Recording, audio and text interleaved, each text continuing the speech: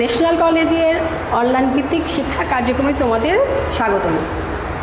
শিক্ষার্থীরা, আশা করছি তোমরা সবাই ভালো আছো আর আমাদের নিয়মিত ক্লাসগুলো ফলো করছো। তো শিক্ষার্থীরা, আমি আজ ক্লাস শুরু করার আগে একটু উপদেশ দেওয়ার মতো কিছু বলতে চাচ্ছি, বিশেষ করে যারা পরীক্ষার্থীরা তোমাদের কিন্তু আর বেশি দিন সময় নাই। একটা প্রবাদ আছে না, যে আমরা জানি যে একটা রাখাল বালকের গল্পটি কি করেছিল, প্রতিদিন বলতো বাঘ আসবে, বাঘ আসবে, বাঘ আসছে, এরকম বলতো। একদিন কিন্তু সত্যি বাঘটা চলে এসেছিল, আর সাথে সাথে কিন্তু রাখাল বালক সেদিন ধরা খেয়েছিল। তো আমাদের কিন্তু আমি সেই কথাটা দিয়ে তোমাদেরকে সেই কথাটাই স্মরণ করে দিতে চাচ্ছি যে পরীক্ষা পিছাচ্ছে, আর সেই পিছাতে 5 মাস চলে গেছে। এখন বাঘ চলে আসার মতোই ঘটনাটি, অর্থাৎ পরীক্ষাটা কিন্তু খুব নিকটে, যে কোনো সময় তোমাদের রুটিন দিয়ে দিবে। আর সেজন্য বলছি, তোমরা স্পিডটা বাড়িয়ে দাও শতগুণ, যতটুকু সম্ভব। শুধু নির্দিষ্ট কাজ ছাড়া, অর্থাৎ আমাদের যে নিয়মিত প্রতিদিনের যে কাজগুলো করতে হয়, ওই কয়েকটা জিনিস বাদ দিয়ে বাকি সময়টুকু তোমরা লেখাপড়ায় কাজে লাগাও। আর প্রথম বর্ষে যে স্টুডেন্টরা আছো তাদেরকে আমি একটু সতর্ক করার চেষ্টা করছি যে তোমরা প্রথম অনলাইন ক্লাস, অনলাইন সিটি তোমরা দিয়েছিলে, মডেল টেস্টে দিয়েছিলে, আবার আগামী মাসে কিন্তু তোমাদের আরেকটি অনলাইন সিটি হবে। তো সেজন্য তোমরা এই প্রতিটা ক্লাসের পড়াগুলোকে গুরুত্ব দিবে, কারণ পরীক্ষার যখনই রুটিনটা হয় তখনই তোমরা আমাদের কাছে ফোন করো, সিলেবাস কতটুকু পড়তে হবে, কেন পড়তে হবে। তোমাদের তো প্রতিদিনই ক্লাস হচ্ছে, তোমরা প্রতিদিনের পড়া প্রতিদিনই শেষ করে ফেলো, আর তখন শুধু রিভিশন দেবে। শিক্ষার্থীরা, তাহলে আমি তোমাদেরকে নিয়ে এখন ক্লাসে যাচ্ছি। তো তোমরা তো জানোই শিক্ষার্থীরা, আমি গত ক্লাসে জীববিজ্ঞান দ্বিতীয় পত্রের প্রথম অধ্যায় প্রাণীর বিভিন্নতা ও শ্রেণীবিন্যাস নিয়ে আলোচনা করেছিলাম।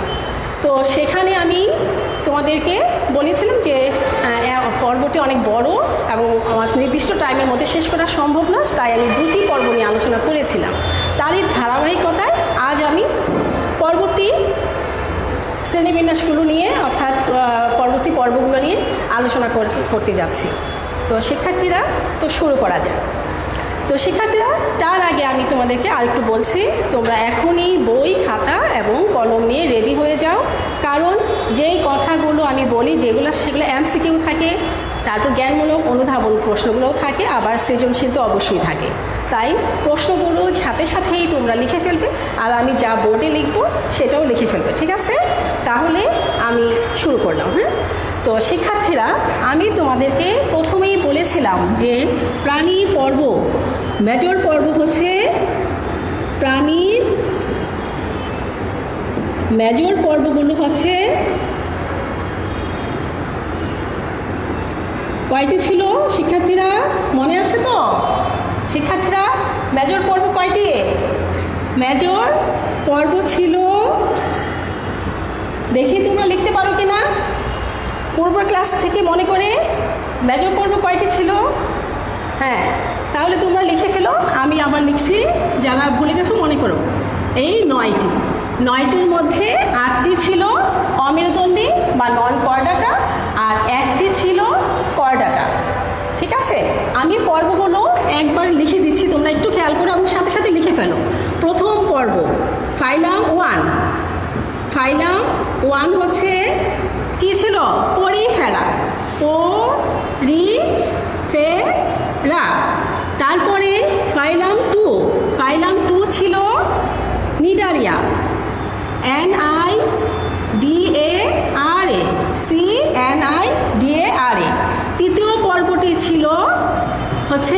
তৃতীয় পর্বটি হচ্ছে প্লাটিহেলমিনথেস, PLA, TYT, প্লাটি, HEL, হেল।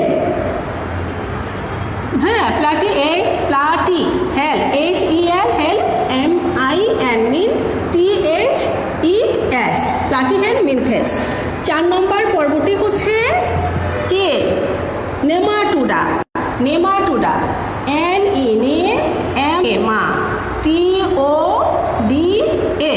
নেমাটোডা। তো শিক্ষার্থীরা, এটা কিন্তু আরেকটি নাম ছিল, নেমাথেল মেনথেস। পূর্বে এটাকে বলা হতো নেমাথেল THEL থেল মিনথেস। পূর্বে এর নাম ছিল নেমাথেল মিনথেস, এখন এটাকে নেমাটোডা বলা হয়। 5 নম্বর যে আমাদের পর্বটি সেটি হচ্ছে মলাস্কা, MOLLUSCA, মলাস্কা পর্ব। আর 6 নম্বর পর্বটি হচ্ছে শিক্ষার্থীরা তোমরা নেমাটোডার পরে মলাস্কা, অ্যানিলিডা। মলাস্কার পরে অ্যানিলিডা, ANNILIDA, ANNILIDA, অ্যানিলিডা। আমি বোর্ড মুছে আবার উপরের দিকে যাচ্ছি শিক্ষার্থীরা। পর্বগুলোর নাম আমি আবার লিখছি, তোমরা খেয়াল করো। 6 নম্বর পর্বের পরে কোন পর্বটি হবে এবার? 7 নম্বর পর্বটি হচ্ছে পর্ব মানে ফাইলাম। 7 নম্বর ফাইলামটি হচ্ছে কে? অ্যানিলিডার পরে আর্থ্রোপোডা, ARTHO, আর্থ্রো, PODA, আর্থ্রোপোডা। শিক্ষার্থীরা এবার কত নম্বর? 8 নম্বর। 8 নম্বর পর্বটা হচ্ছে কে? একাইনোডার্মাটা, ECHI, একাই, একাইনো, DER, ডার, MATA, একাইনোডার্মেটা। আর 9 নম্বরটি হচ্ছে পর্ব কর্ডাটা, CHOR, DATA। শিক্ষার্থীরা এই পর্বগুলোর নাম লেখার পিছনে আমার একটি কারণ আছে। তোমরা তো জানো যে পর্বগুলো কিন্তু একটা সিরিয়াল মেনটেন্স করে। আমি যদি তোমাদেরকে একটা উদাহরণ দিয়ে বলি, তোমাদেরকে যদি বলা হয় যে 1 থেকে 10 পর্যন্ত তুমি কোন কোন ক্লাসগুলো পড়ে আসছো, ধারাবাহিকভাবে তোমাকে বলতে হবে যে 1-এর পরে 2, 1 থেকে 2 থেকে 3, এইভাবে করে আমি 9 থেকে 10 পর্যন্ত উঠেছি। তার মানেটা কি? সেখানে একটা ধারাবাহিকতা আছে। অর্থাৎ তুমি যদি বলো 1, 7, 2, 3, 9, 10 এইভাবে বলো, সেটা হবে না। কারণ তুমি 1-এর যোগ্যতা অর্জন করার কারণেই তুমি 2-তে উঠেছো, 2-এর যোগ্যতা অর্জন করে তুমি ক্লাস 3-তে উঠেছো। ঠিক একইভাবে এই পর্বগুলো একটা নির্দিষ্ট সিরিয়াল মেনটেন্স করে। অর্থাৎ যখন পরিফেরা পর্বটি হচ্ছে 9টি পর্বের সবচেয়ে অনুন্নত প্রাণী পর্ব হচ্ছে পরিফেরা পর্ব থেকে যখন বৈশিষ্ট্যগুলো আরেকটু উন্নত হয় তখন নিডারিয়া হয়। নিডারিয়া থেকে যখন পর্বগুলো আরেকটু উন্নত হয় তখনই কিন্তু প্লাটিহেলমিনথেস। এইভাবে ধারাবাহিকতায় শেষ পর্যন্ত কর্ডাটাই এসছে। সেজন্য তোমাদেরকে আমি আবার সতর্ক করছি, তোমরা যখন বোর্ড পরীক্ষা দিয়ে ভাইবাদ বোর্ডে যাবা তখন অনেক এক্সটার্নাল তোমাদেরকে প্রশ্ন করে থাকে যে পর্বগুলোর নাম বলো। এটা আসলে উদ্দেশ্য কি জানো? সেটা উদ্দেশ্য হচ্ছে তুমি ধারাবাহিকভাবে বলছো কিনা, নাকি এলোমেলো বলছো। তো অনেকে মনে করে 9টি পর্ব বললেই হলো, এটা মারাত্মক ভুল। তোমাদেরকে 9টি পর্ব সিরিয়াল মেনটেন্স করে বলতে হবে। যাই হোক শিক্ষার্থীরা, আজ আমি মূল টপিক্সে আসছি। সেটা হচ্ছে আমি তোমাদেরকে পরিফেরা আর নিডারিয়া প্রথম 2টি পর্ব নিয়ে গত ক্লাসে আলোচনা করেছিলাম। আর আজ আমি আলোচনা করব সেটি কোনটি? 3য় পর্ব। তো শিক্ষার্থীরা তোমরা নিশ্চয়ই এতক্ষণ জেনে গেছো। আমি তোমাদের প্রশ্ন করছি, আমি যে 9টি পর্ব লিখলাম, তাহলে 3য় পর্বটির নাম কি? শিক্ষার্থীরা তোমরা কে কে লাইভে আছো? হ্যাঁ, রকি আলম, দীপক, অনিমা ইসলাম, 17 জনকে দেখতে পাচ্ছি। Thank you. তোমরা আমার ক্লাসটা শেষ পর্যন্ত দেখো। তোমাদের এই অধ্যায়টা অত্যন্ত গুরুত্বপূর্ণ। আর এই অধ্যায় থেকে সৃজনশীল, MCQ, জ্ঞানমূলক অনুধাবন প্রতিটাই আসে, প্রতিটা জিনিস এখান থেকে ইম্পর্টেন্ট। আমি যতটুকু ক্লাস টাইমটাতে তোমাদের সাথে আলোচনা করছি, প্রত্যেকটা থেকেই তোমরা দেখবা যে বোর্ড পরীক্ষা দিতে গেলে অনেক কিছুই তোমাদের কাজে আসবে। তো শিক্ষার্থীরা, বিশেষ করে আমি যা বোর্ডে লিখবো তা তোমরা খাতায় লিখে ফেলবে, ঠিক আছে? তো আমি এখন 3য় পর্বের কথা জিজ্ঞাসা করেছিলাম, আর তোমরা অবশ্যই তোমাদের রোল এবং কোন সেকশন, অর্থাৎ A1G না A1B, সেটা লিখে ফেলবে, আমার বুঝতে সুবিধা হবে। তো শিক্ষার্থীরা আমি এখন যাচ্ছি 3য় পর্ব ফাইলাম 3 নম্বর ফাইলামটা কি ছিল? ফাইলাম 3তে কি ছিল? Porifera, Cnidaria. তারপর কি ছিল? নিশ্চয়ই তোমরা তখন লিখে ফেলছো, প্লাটিহেলমিনথেস, PLATY, প্লাটি, HEL, হেল, MIN, মিন, THES, প্লাটিহেলমিনথেস। হ্যাঁ শিক্ষার্থীরা, প্রত্যেকটা নামের পিছনে অবশ্যই কারণ থাকে। এই পর্বটা যে নাম দেওয়া হয়েছে সেটা প্রাণীর বৈশিষ্ট্যগুলোর উপর ভিত্তি করে কিন্তু নামটা দেওয়া হয়েছে। এখন যদি আমরা এই পর্বটাকে ভাঙি তাহলে কি আসবে? প্লাটিস। এটাকে যদি ভাঙি তাহলে গ্রিক শব্দ, এটা একটা গ্রিক প্লাটিস, PLATY, হ্যাঁ প্লাটিস, প্লাটিহেলমিনথেস, হ্যাঁ প্লাটিস, TYS। এই অর্থটা হচ্ছে কি জানো? এটা অর্থ হলো চ্যাপ্টা। তাহলে প্লাটিস অর্থ হলো চ্যাপ্টা। আর মিনথেস, হেলমিনথেস, HELMINTHES, হেলমিনথেস শব্দের অর্থ হলো ক্রিমি। এইবার তোমরা স্পষ্ট হয়ে গেছো যে প্লাটিহেলমিনথেস মানে হচ্ছে চ্যাপ্টা ক্রিমি। আচ্ছা শিক্ষার্থীরা, এই পর্বটির নাম যে সর্বপ্রথম যে নামকরণ করেছেন সেই বিজ্ঞানী নাম তো আমাদের অবশ্যই জানা উচিত। তাহলে আমরা যদি MCQ প্রশ্ন করি যে প্লাটিহেলমিনথেস পর্বের নামকরণ করেছেন কোন বিজ্ঞানী, তাহলে তোমরা লিখে ফেলো মিনট, বিজ্ঞানী মিনট সর্বপ্রথম প্লাটিহেলমিনথেস পর্বের নামকরণ করেছে। কত সালে আমি কিন্তু পরে আবার ধরবো, দেখি তোমরা আমার সাথে সাথে লিখে ফেলো এবং শিখে ফেলবে। সময় থাকলে আমি আবার MCQ আকারে ধরতে পারি। তাহলে মিনট, এবং সেটা ছিল 1800, আবিষ্কার করেছে 1876 সালে। 1876 সালে বিজ্ঞানী মিনট প্লাটিহেলমিনথেস পর্বের নামকরণ করেছেন। এখন এই পর্বের জীবন্ত প্রজাতির সংখ্যা আমরা একটু জেনে নিই।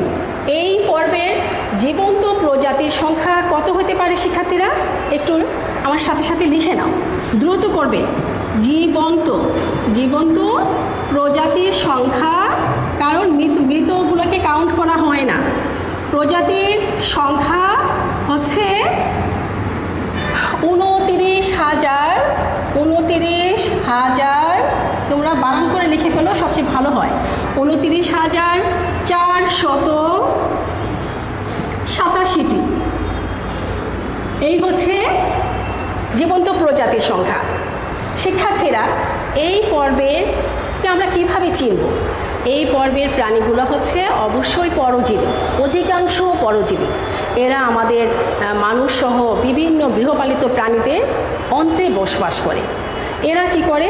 আমাদের অন্ত্রে থেকে আমাদের ক্ষুদ্রান্ত্রের টিস্যুগুলোকে ক্ষত বিক্ষত করে তারপরেও আমাদের খাবারগুলো তারা খেয়ে বেঁচে থাকে। তো শিক্ষার্থীরা, এখন এই পর্বের প্রাণীগুলো কিছু প্রজাতি আছে যারা বাইরে অবস্থান করে, অর্থাৎ প্রাণীর বাইরে তারা স্বাধীনভাবেও বসবাস করে। হ্যাঁ, তো এই পর্বের প্রাণীগুলো অবশ্যই চ্যাপ্টা, ফিতা বা পাতার নাই। এখন আমি এই পর্বের প্রাণীগুলো বৈশিষ্ট্য নিয়ে আলোচনা করছি। তোমরা আমার সাথে সাথে প্লাটিহেলমিনথেস পর্বের প্রাণীগুলোর বৈশিষ্ট্যটা দ্রুত লিখে ফেলো। বৈশিষ্ট্য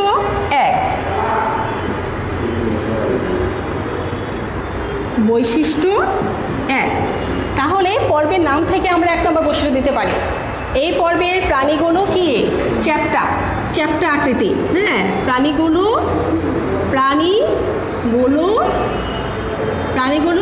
চ্যাপ্টা। কিসের মতো? পাতা বা ফিতার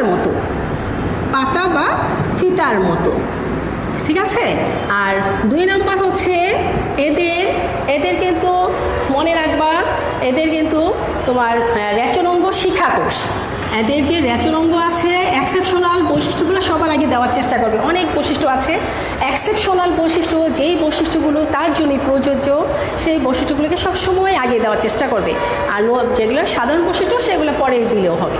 তাহলে রেচন অঙ্গ হচ্ছে শিখাকোষ, তাদের রেচন অঙ্গ শিখাকোষ। তাদের কিন্তু তোমার শ্বসনতন্ত্র ও রক্ত সংবহনতন্ত্র, রক্ত সংবহন সংবহন তন্ত্র অনুপস্থিত। এদের রক্ত সংবহনতন্ত্র অনুপস্থিত। রক্ত সংবহনতন্ত্র এবং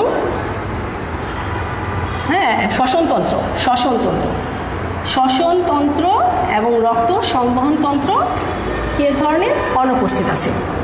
তারপরে দেখো অনুপস্থিত আর আছে হলো এদের পুষ্টিকতন্ত্র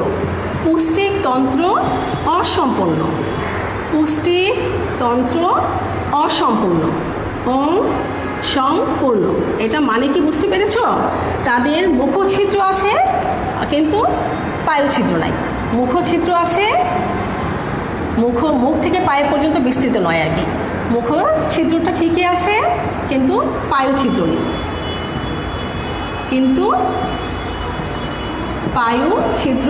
নেই, সেই জন্য এটাকে পুষ্টিতন্ত্রকে অসম্পূর্ণ বলা হয়, ছিদ্র নেই। শিক্ষার্থীরা আরেকটা বৈশিষ্ট্য যদি তোমরা দিতে চাও তাহলে বলতো পরিণত অবস্থায় এই পর্বের প্রাণীগুলো নিশ্চল হয়ে যায়, নড়াচড়া মুভমেন্ট কম করে। পরিণত অবস্থায় এরা কি করে? এরা নড়াচড়া কম করে, নড়াচড়া কম করে। আর এদের দেহের বাইরে কিউটিকল দ্বারা আবৃত, পাতলা কিউটিকল আছে। আর এদের কিন্তু ক্ষেত্রে তোমরা শিক্ষার্থীরা তোমরা কে লাইভে আছো আমি তোমাদের অনেকেই দেখতে পাচ্ছি। তো শিক্ষার্থীরা তোমরা মনে রাখবে যে এরা কিন্তু উভলিঙ্গ প্রাণী। আর এই সকল প্রাণীগুলো এরা কিন্তু উভলিঙ্গ প্রাণী আর ত্রিস্তরী, ঠিক আছে? ত্রিস্তরী এবং উভলিঙ্গ আর সিলোমবিহীন। ত্রিস্তরী এরা হচ্ছে প্রথম ত্রিস্তরী প্রাণী। এরা ত্রিস্তরী, উভলিঙ্গ আর সিলোমবিহীন আর উভলিঙ্গ প্রাণী। তো শিক্ষার্থীরা আমি বোর্ডের উপর দিকে মুছে এই পর্বে প্রাণীর উদাহরণ দিচ্ছি। অনেক উদাহরণ আছে, যেমন ভেড়া যকৃৎ কৃমি, তারপরে আছে ফিতা কৃমি, তারপরে আছে তোমার পাতা কৃমি। আমি একটা উদাহরণ দিচ্ছি এক্সাম্পল হিসাবে। তোমরা সবসময় বৈজ্ঞানিক নামটি লিখবে। ফেসিওলা হেপাটিকা, FASCIOLA, ফেসিওলা হেপাটিকা, HEPATICA, ফেসিওলা হেপাটিকা। শিক্ষার্থীরা তোমরা কে আছো দেখি? হেপাটিকা। তাহলে আমরা মনে রাখবে যে এই দ্বিপদ নামকরণের ক্ষেত্রে সবসময় দুটা পদ আলাদা দিতে হবে। প্রথম লেটারটাই শুধু ক্যাপিটাল লেটার হবে আর বাকি সবগুলো স্মল লেটার হবে। তাহলে ফেসিওলা HEPATICA, হেপাটিকা। এই হচ্ছে আমার একটা পর্ব শেষ করলাম। আমরা তৃতীয় পর্বটি শেষ করেছি। এখন 4 নম্বর পর্বটি কি শিক্ষার্থীরা? নিশ্চয়ই তোমরা জেনে গেছো। আমি কিন্তু প্রথমেই 9টা পর্বের নাম লিখে দিয়েছিলাম। দেখি কে বলতে পারো 4 নম্বর পর্বটির নাম কি শিক্ষার্থীরা? 4 নম্বর পর্বটির নাম হচ্ছে নেমাটোডা। তোমরা লিখে ফেলো তো সবাই। 4 নম্বর পর্বের নাম নেমাটোডা। তো শিক্ষার্থীরা আমি আবার লিখে দিচ্ছি। 4 নম্বর পর্বটির নাম হচ্ছে নেমাটোডা। NEMA nematoda. শিক্ষার্থীরা এই নেমাটোডা পর্বটির নামকরণ যে হয়েছে অবশ্যই প্রাণীগুলোর চরিত্র দেখেই কিন্তু নামকরণ করা হয়েছে। তো প্রাণীগুলো, এই পর্বের প্রাণীগুলো কীরকম হয় তাহলে আমি আগে অর্থটা লিখি। গ্রিক নেমাটোস অর্থ হচ্ছে নেমাটোস। নেমাটোস, হ্যাঁ, নেমাটোস অর্থ হচ্ছে কি, এটা সুতা।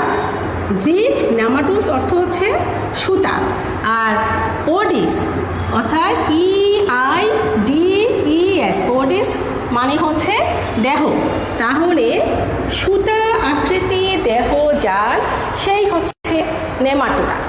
শিক্ষার্থীরা তোমরা মনে রাখবে, দুইটা পর্ব আছে আমাদের পরজীবী প্রাণী, তারা হচ্ছে প্লাটিহেলমিনথেস আর নেমাটোডা। এই দুটা পর্বের প্রাণীগুলো হচ্ছে কৃমি জাত নামে পরিচিত, কিন্তু দুটাই কৃমি হওয়া সত্ত্বেও একটু ভিন্ন। এই জন্যে, কারণ প্লাটিহেলমিনথেস পর্বের প্রাণীগুলো থেকে আর একটু উন্নত পরজীবী প্রাণী যেগুলো, সেটাই হচ্ছে নেমাটোডা। তাহলে আমরা আরেকবার দেখে নিই যে নেমাটোডা পর্বটির নামকরণ কে করেছেন। নামকরণ কে করেছেন শিক্ষার্থীরা মনে আছে তোমাদের? নেমাটোডা পর্বের প্রাণীদের নামকরণ কে করেছিলেন শিক্ষার্থীরা?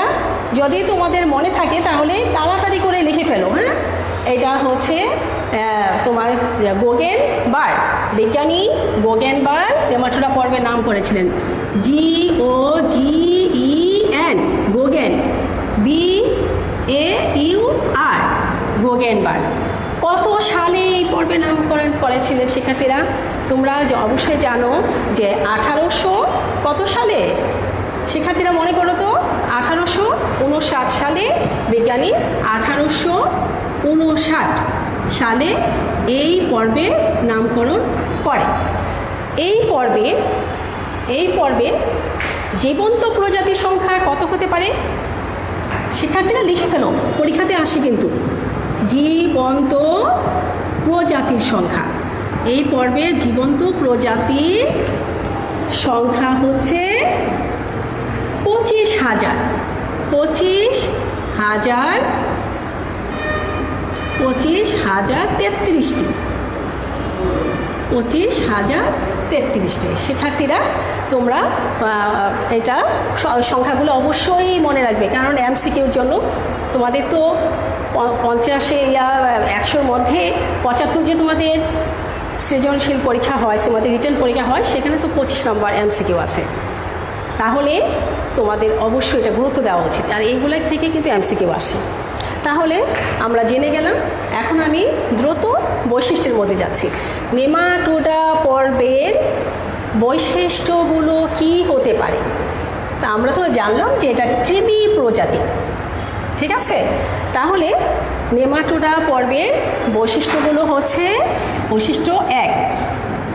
শিক্ষার্থীরা তোমরা সাথে সাথে লেখো, এগুলা পরীক্ষাতে আসে। বৈশিষ্ট্য 1 নম্বর বৈশিষ্ট্য আমরা কি লিখতে পারি? 1 নম্বর বৈশিষ্ট্যটা হচ্ছে, কে বলো? নেমাটোডা পর্বের বৈশিষ্ট্যটা কি হতে পারে শিক্ষার্থীরা? এদের কি আছে নেমাটোডা পর্বের বৈশিষ্ট্য? এদের দেহটা অবশ্যই নমনীয় এবং ইলাস্টিন নির্মিত।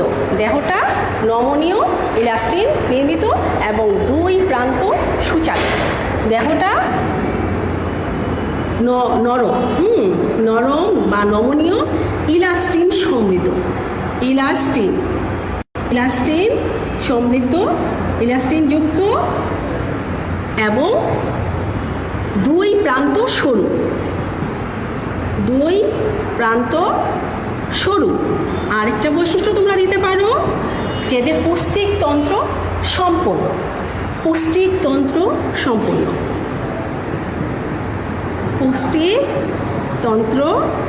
সম্পূর্ণ। শিক্ষার্থীরা তোমরা মনে রাখবে, এই পর্বের প্রাণীগুলো কিন্তু অন্তঃপরজীবী, তবে তাদের কিছু কিছু প্রজাতি আছে স্বাধীনভাবে বাহিরে অবস্থান করে, স্বেচ্ছাসেবী স্থানে, পানিতে। এরা ফসলের এবং মানুষের ব্যাপক ক্ষতি করে থাকে। এই যেগুলা মুক্ত দেহের বাইরে যেই নেমাটোডা পর্বের প্রাণীগুলো অবস্থান করে, ব্যাকটেরিয়া, শৈবাল, ছত্রাক এগুলো খেয়ে থাকে, এইভাবে এগুলো খেয়ে বেঁচে থাকে।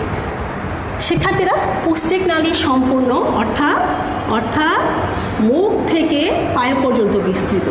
মুখ থেকে পায়ু পর্যন্ত এদের পুষ্টিক নালী বিস্তৃত। 5 পর্যন্ত বিস্তৃত। তো শিক্ষার্থীরা তোমরা লিখছো তো, আমি তোমাদেরকে আরেকবার দেখে নিচ্ছি।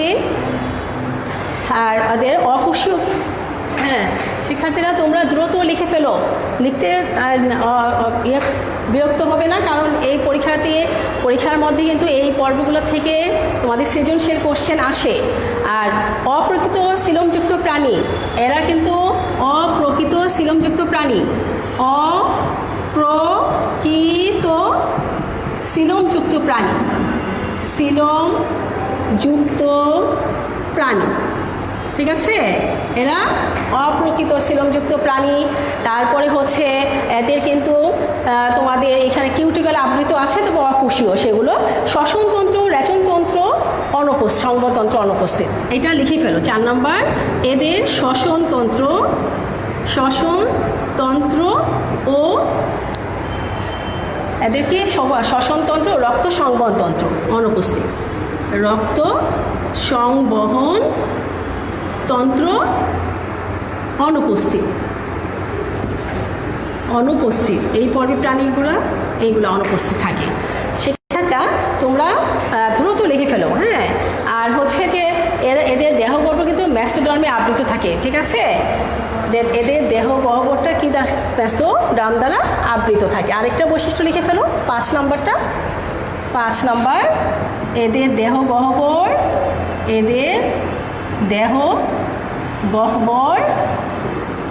দেহগহ্বর মেসোডার্ম দ্বারা আবৃত থাকে, মেসোডার্ম দ্বারা আবৃত থাকে। কি থাকে শিক্ষার্থীরা? এদের দেহগহ্বরটা মেসোডার্মে আবৃত, ঠিক আছে? মেসোডার্মে আবৃত। এই আর আমরা এবার উদাহরণ হিসাবে, এক্সাম্পল হিসাবে আমরা কি নিতে পারি? এটা এক্সাম্পল অনেকগুলো আছে, যেমন চোখ কৃমি, তারপরে হচ্ছে কেঁচো কৃমি, এইখানে অনেক প্রাণী আছে, ফাইলেরিয়া কৃমি, তারপরে হচ্ছে হুক কৃমি, গুড়া কৃমি, গোল কৃমি, সব কিছু আছে। আমি গোল কৃমির বৈজ্ঞানিক নামটা লিখে দিচ্ছি, অ্যাসকারিস লম্ব্রিকয়েডস। এক্সাম্পল হচ্ছে অ্যাসকারিস,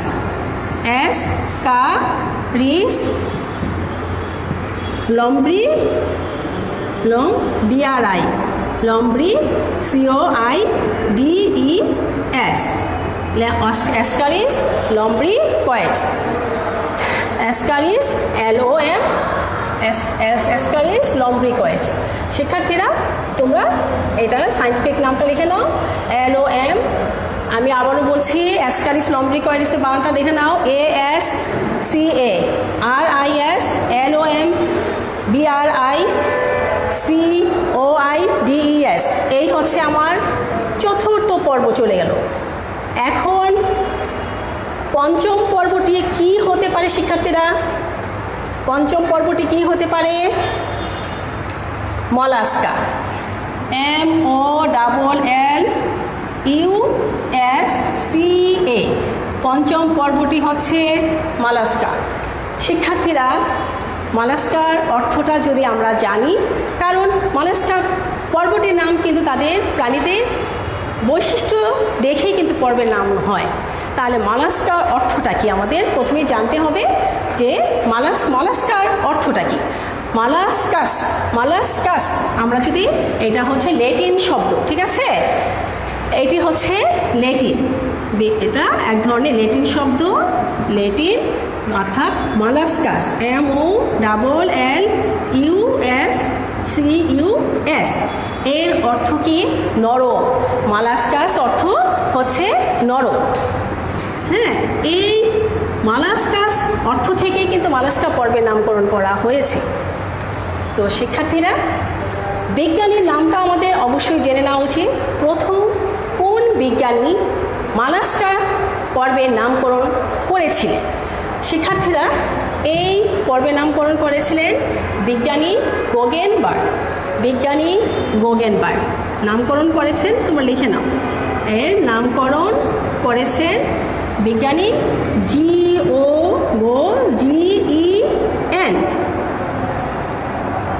GOGEN বার্গ, বিজ্ঞানী গোগেনবার্গ এর নামকরণ করেছেন। বিজ্ঞানী গোগেনবার্গের নামটা লিখো, GO। মালাস্কার শব্দের নামকরণ করেছেন বিজ্ঞানী, আগেরটা হচ্ছে গোগেনবার্গ, এটা হচ্ছে মালাস্কার লিনিয়াস, বিজ্ঞানী লিনিয়াস, সরি। আচ্ছা, বিজ্ঞানী লিনিয়াস LI। হ্যাঁ, বিজ্ঞানী। শিক্ষার্থীরা তোমরা কে কে লিখছো আমি একটু দেখে নেই। তো শিক্ষার্থীরা তোমরা তাড়াতাড়ি করে লিখে ফেলো। বিজ্ঞানী Linnaeus LINNAE, LI Linnaeus NN, লিখছো তো? NNAE লিনিয়াস US, বিজ্ঞানী লিনিয়াস কত সালে এটা আবিষ্কার করেন? 1758 সালে। 1758 সালে এই পর্বের নামকরণ করেন।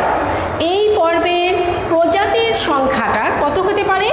জীবন্ত প্রজাতির সংখ্যা, এই পর্বের জীবন্ত প্রজাতির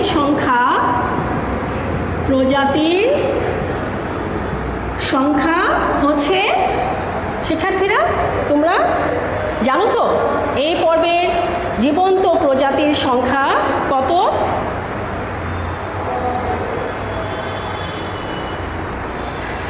শিক্ষার্থীরা তোমরা দ্রুত লিখে ফেলবে, আর মনে রাখবে যে এখানে কিন্তু এটা তোমার 84,977টি কিন্তু এখানে আছে, বুঝছো? প্রজাতির সংখ্যা 84,977টি জীবন্ত প্রজাতির সংখ্যা পাওয়া গেছে।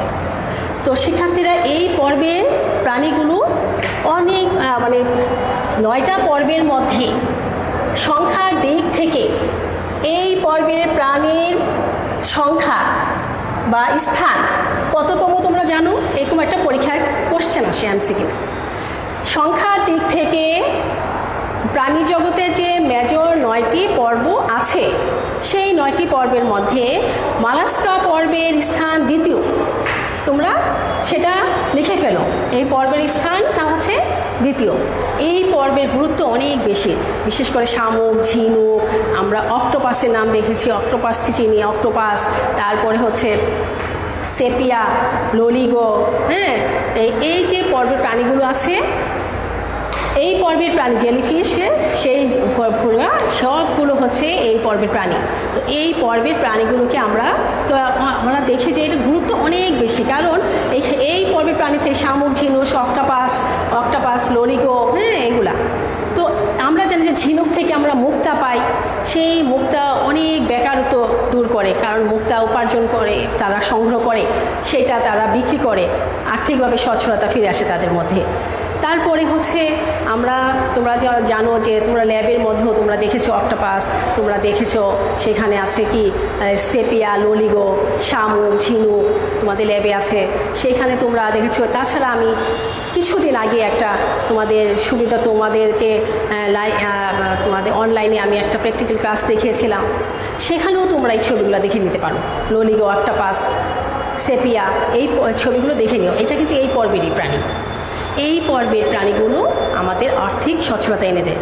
যেমন দেখো শামুক, ঝিনুক, এটা কিন্তু আমাদের কক্সবাজারে যখন তোমরা গিয়েছিলে বিগত বছর শিক্ষা সফরে, সেখানে কি দেখেছো যে এই শামুক, ঝিনুক দিয়ে অনেক সুন্দর সুন্দর বিনোদনের কারুকাজ করে সে আমাদের কাছে বিক্রি করছিল। আমরা অনেকেই পছন্দ করে আমাদের প্রিয়জনকে দেওয়ার জন্য, কিছু নিজেদের জন্য সংগ্রহ করার জন্য আমরা সেগুলো কিনেছিলাম।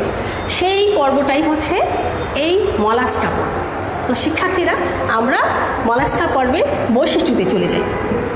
এই বৈশিষ্ট্যগুলোর মধ্যে 1 নম্বর বৈশিষ্ট্য হচ্ছে মলাস্কা পর্বের নামের থেকেই আমরা কি জানি যে পর্বটি হচ্ছে নরম, তার মানে হচ্ছে দেহটা নরম, কিন্তু তার উপরে একটি শক্ত খোলস দ্বারা আবৃত।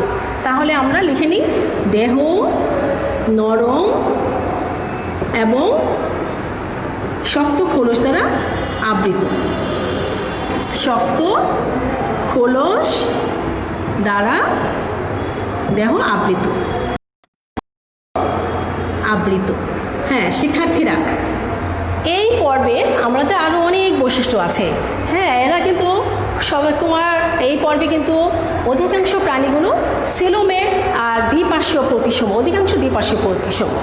এরা হচ্ছে সিলোমেট প্রাণী, সিলোমেট সিলোমেট আর অধিকাংশ দ্বিপার্শ্বীয় প্রতিসম। কিছু আছে দ্বিপার্শ্বীয় না, যেমন শামুক, কিন্তু অধিকাংশই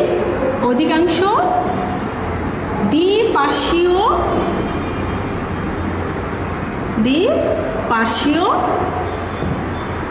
প্রতিসম। শিক্ষার্থীরা, দ্বিপার্শ্বীয় প্রতিসম তো তোমরা জানো, আমাদের দেহ অক্ষ বরাবর যখন দুইটা ভাগ করা হয়, দুপাশে যদি সমান বন্টন হয় তবে সেই বন্টনটাকে বলা হয় দ্বিপার্শ্বীয় প্রতিসম। আর তাদের একটি সুস্পষ্ট মাথা আছে এবং সুস্পষ্ট মাথা বিদ্যমান। এই পর্বের প্রাণীদের মাথা বিদ্যমান আছে। হ্যাঁ শিক্ষার্থীরা, এই পর্বে আরও কিছু অনন্য বৈশিষ্ট্য আছে। শিক্ষার্থীরা তোমরা দ্রুত লিখে ফেলো। তোমাদের কিন্তু আমি কিন্তু দেখতে পাচ্ছি তোমরা লেখার ভয়ে হয়তো অনেকে চলে যাচ্ছ, কিন্তু পরীক্ষার সময় কিন্তু এখান থেকে যে কোশ্চেনগুলো আসে তা দিয়েই কিন্তু তোমাদের পার হতে হবে। তো এইরকম অবহেলা করলে হবে না। তো আমি তো বলেছিলাম যে তাদের দেহ মেন্টল নামক পর্দা দ্বারা আবৃত থাকে, ঠিক আছে? তাদের দেহ মেন্টল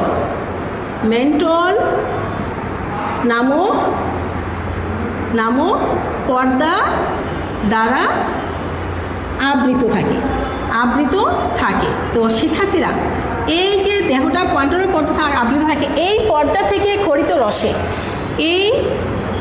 এই পর্দা হতে খরিত রসে তাদের খুলস তৈরি হয়, তাদের চুনময় খোলস তৈরি হয়, চুনময় খোলস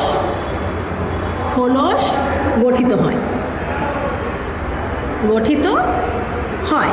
শিক্ষার্থীরা, তোমরা দ্রুত তোমরা লিখে ফেলো। আজকে তোমাদের উপস্থিতি অনেক কম, কারণ লেখার ভয়ে সব পালাই গেছো। এখন এইখান থেকে কিন্তু অনেক প্রশ্ন আসে, আর তোমাদের মনে রাখতে হবে তার দেহের অঙ্কীয় দেশে, দেহের 3 নম্বর 4 নম্বর বৈশিষ্ট্যটা দেখো। দেহের অঙ্কীয় দেশে 4 নম্বর বৈশিষ্ট্য হচ্ছে দেহের অঙ্কীয়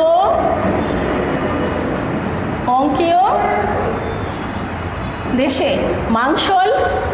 হ্যাঁ, অঙ্কীয় দেশে তোমার মেন্টল পর্দা প্রসারিত হয়ে মেন্টল পর্দা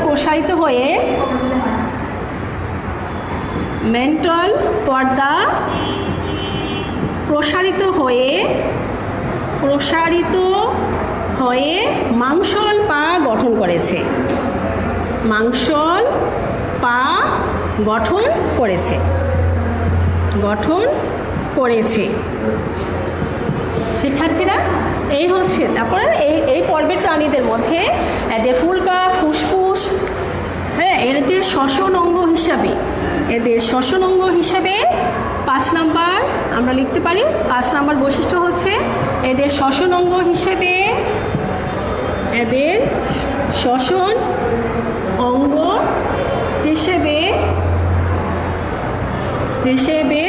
আমরা দেখতে পাচ্ছি ফুলকা,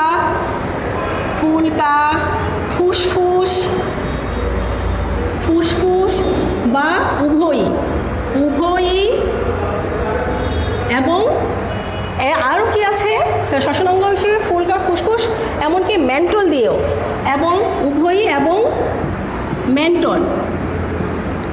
মেন্টল শ্বসনাঙ্গ হিসেবে কাজ করে। তো আমরা শিক্ষার্থীরা এইবার আমরা এই পর্বে উদাহরণ দিচ্ছি। আমি আগেই বলেছি এই পর্বের অসংখ্য প্রাণী আছে, তার মধ্যে আমি একটি পর্বের সায়েন্টিফিক নাম লিখে দিচ্ছি, সেটা শামুক, পিলা, গ্লোবোসা, গ্লোবোসা, এই হচ্ছে আমাদের এটা সায়েন্টিফিক নাম। তো শিক্ষার্থীরা, আর এখান থেকে তোমাদের অনেক এমসিকিউ কোশ্চেন হতে পারে। এমসিকিউ কোশ্চেনগুলো হচ্ছে যে কোন পর্বের প্রাণীদের ক্ষেত্রে রক্ত সংবহনতন্ত্র এবং শ্বসনতন্ত্র নেই। তোমরা এই আলোচনা থেকে কি বুঝতে পারলে যে প্লাটিহেলমিনথেস ও নেমাটোডার শ্বসন অঙ্গ নেই। মেন্টল পর্দা কোন পর্বের প্রাণীদের বৈশিষ্ট্য অবশ্যই বলতে পারবে, বৈশিষ্ট্যগুলো জানা থাকলে। মলাস্কা পর্বের বৈশিষ্ট্য। যদি বলা হয় সিলোম পিষ্ট প্রাণী পর্ব কোনটি, আমরা জানি প্লাটিহেলমিনথেস পর্বের মধ্যে আমরা দেখেছিলাম যে তাদের রেচন অঙ্গের নাম সিলোম, তাহলে প্লাটিহেলমিনথেস পর্বের প্রাণীটি।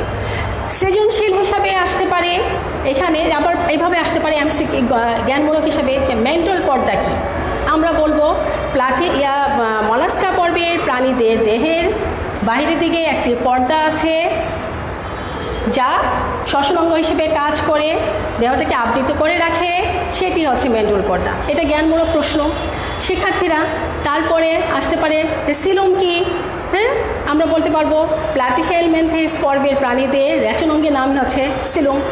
তারপরে হচ্ছে এইভাবে আবার তোমাদের সৃজনশীল হিসেবে যদি প্রশ্ন আসে, এমন হতে পারে যে আমরা কক্সবাজারে শিক্ষা সফরে বেড়াতে গিয়েছিলাম, সেখানে অনেক বিক্রেতাদের দেখলাম কারুকাজ সমৃদ্ধ কিছু প্রাণীর খোলস দিয়ে তারা বিভিন্ন জিনিস তৈরি করে আমাদের মুগ্ধ করেছিল।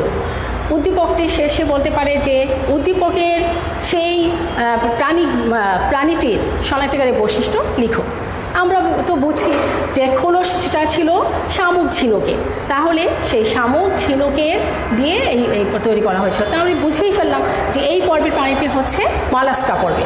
তাহলে মলাস্কা পর্বে যে শনাক্তকারী বৈশিষ্ট্যগুলো আমি লিখে দিয়েছি, সেই বৈশিষ্ট্য লিখলে তুমি ফুল মার্কস পেয়ে যাবে।